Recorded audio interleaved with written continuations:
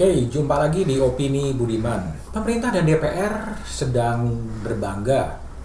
Sejarah sedang ditulis oleh pemerintah dan DPR ketika pemerintah dan DPR sama-sama menyetujui disahkannya rancangan KUHP. KUHP adalah produk kolonial yang hampir semua Menteri Hukum dan HAM, dulu namanya Menteri Kehakiman, ingin mengganti KUHP produk kolonial menjadi KUHP karya anak bangsa.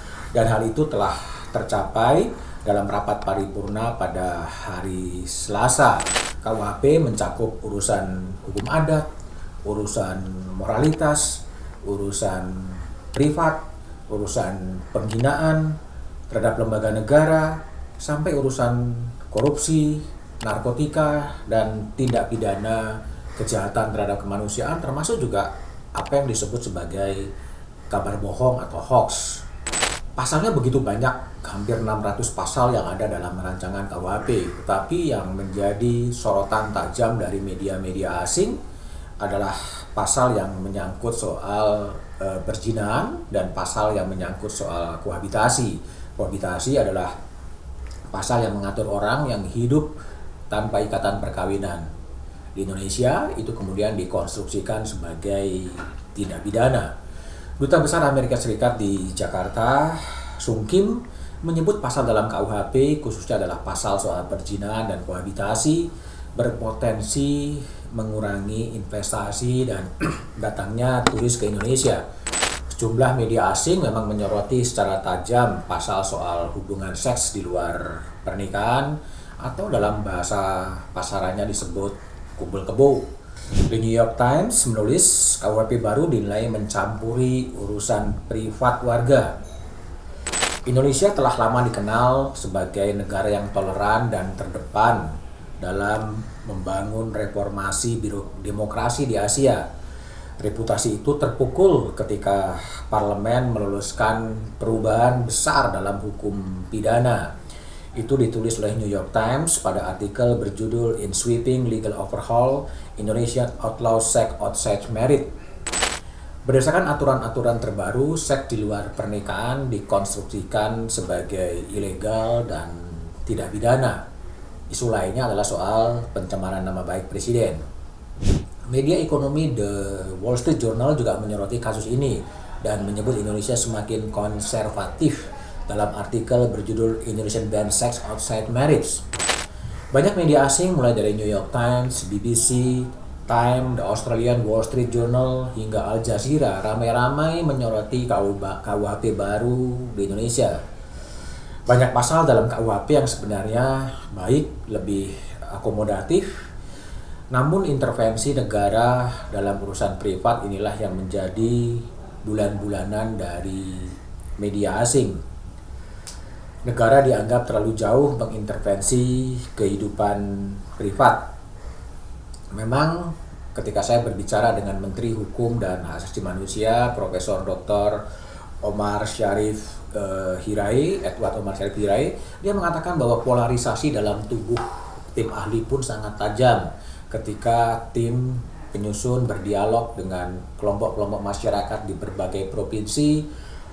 Pasal soal kohabitasi dan pasal soal perzinahan terdapat sebuah garis demarkasi yang tajam. Satu kelompok menginginkan agar pasal itu kemudian dihilangkan karena itu sebagai hak privat dari warga negara, tapi ada kelompok lain yang secara diametral mengatakan bahwa pasal itu harus ada karena bertentangan dengan nilai-nilai moral dari bangsa Indonesia. Itulah yang dikatakan oleh dan didapat oleh Profesor Edi ya, dan sebagai Wamenkumham, yang memang ini adalah pasal tersulit yang diputuskan oleh tim ahli dan kemudian diakomodasi oleh DPR, sehingga yang dilakukan adalah semacam kompromi dalam tanda petik untuk mencari pemahaman yang sama. Pasal dalam kohabitasi maupun pasal soal seks di luar pernikahan itu adalah pasal-pasal kompromi agar KUHP ini bisa diloloskan. Komprominya di mana? Komprominya adalah itu menjadi delik aduan. Delik aduan yang bisa mengadukan adalah suami atau istri dan juga orang tua atau anak untuk kohabitasi. Di luar pihak-pihak itu tidak bisa kemudian mengadukan apakah itu kemudian Satpol PP, apakah kemudian ormas yang kemudian menggerebek orang yang kemudian sedang berwisata kemudian di tempat dengan pasal-pasal soal perzinahan. Masalahnya kemudian adalah ini telah menjadi sasaran kritik dari media-media asing. Saatnya pemerintah kemudian harus bisa menjelaskan secara terbuka bahwa sebetulnya ada upaya-upaya untuk berkompromi dalam pasal itu dengan menjadikan itu sebagai delik aduan. Perda-perda yang mengatur soal bagaimana ormas-ormas bisa melakukan sweeping, melakukan operasi itu ditiadakan. Pasal lain yang juga menimbulkan problem adalah rumusan soal setiap orang yang kemudian menyebarkan kabar bohong yang dilebih-lebihkan dan menimbulkan keonaran itu juga mendapatkan sanksi pidana.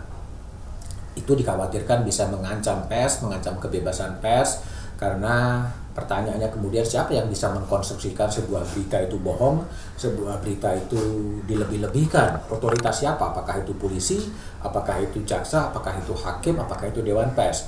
Hal demikian masih menimbulkan problematika di kalangan pers, khususnya yang berpandangan soal kebebasan untuk menyampaikan pendapat. Nah, itulah yang menjadi problem yang harus kemudian dikaji ulang, diteliti ulang, didialogkan ulang agar ada kesepahaman yang sama khususnya untuk media asing, khususnya untuk komunitas internasional soal kohabitasi, khususnya di dalam negeri adalah juga soal bagaimana berita-berita yang dianggap bohong atau dilebih-lebihkan tidak harus berujung menjadi tidak pidana. Dari subjek hukum, setiap orang bisa saja menyentuh media massa, tapi kemudian siapa yang akan dijerat ketika ada sebuah berita yang dianggap bohong?